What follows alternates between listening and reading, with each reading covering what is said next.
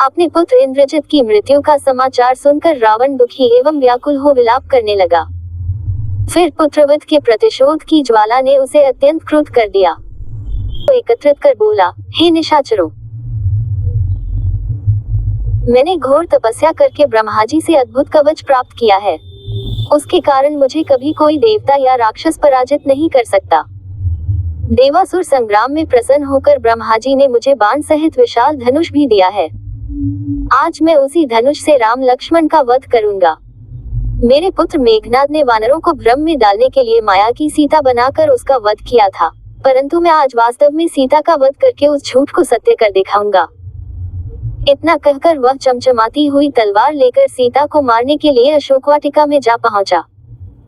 रावण को ये नीच कर्म करने के लिए तैयार देखकर रावण के एक विद्वान और सुशील मंत्री सुपार्श्व ने उसे रोकते हुए कहा, महाराज दशग्रीव, आप प्रकांड पंडित और वेद शास्त्रों के ज्ञाता हैं। क्रोध के वशीभूत होकर आप सीता की हत्या क्यों करना चाहते हैं? किंतु क्या क्रोध के कारण धर्म को भूलना उचित है? आप सदैव धैर्यपूर्वक कर्तव्य का पालन करते आए हैं, इसलिए यह अनुचित कार्य न करें और हमारे साथ चलकर रणभूमि में राम पर अपना क्रोध उतारें। मंत्री के वचन सुनकर रावण वापस अपने महल लौट गया। वहां मंत्रियों के साथ आगे की योजना पर विचार करने लगा। फिर बोला, कल हमको पूरी शक्ति से राम पर आक्रमण कर देना चाहिए। रावण की आज्ञा पाकर दूसरे दिन प्रातःकाल लंका के वीर राक्षस नाना प्रकार के अस्त्र शस्त्रों से सुसज्जित होकर वानर सेनाओं से जा भिड़े। परिणाम ये हुआ कि दोनों ओर के वीरों द्वारा किए गए आक्रमण और प्रत्याक्रमण से समरभूमि में रक्त की धारा बह चली, जो मृत शरीरों को लकड़ी की तरह बहा रही थी। जब राक्षसों ने वानर सेना की मार मार कर दुर्गति कर दी, तो स्वयं श्री राम ने वानरों पर आक्रमण करती हुई राक्षस सेना का देखते देखते इस प्रकार सफाया कर दिया, जिस प्रकार से तेजस्वी सूर्य की किरणें रात्रि के दम का सफाया कर देती हैं। उन्होंने केवल आधे पहर में 10,000 रथों, 18,000 हाथियों, 14,000 अश्वारोही वीरों और 2 लाख पैदल सैनिकों को मार गिराया। जब लंका में इस भयानक संहार की सूचना पहुंची तो सारे नगर में हाहाकार मच गया।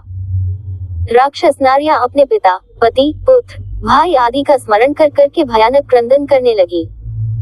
रावण ने क्रोध, दुखी और शोकाकुल होकर महोदर, महापाश और विरूपाक्ष को युद्ध करने के लिए बुला भेजा।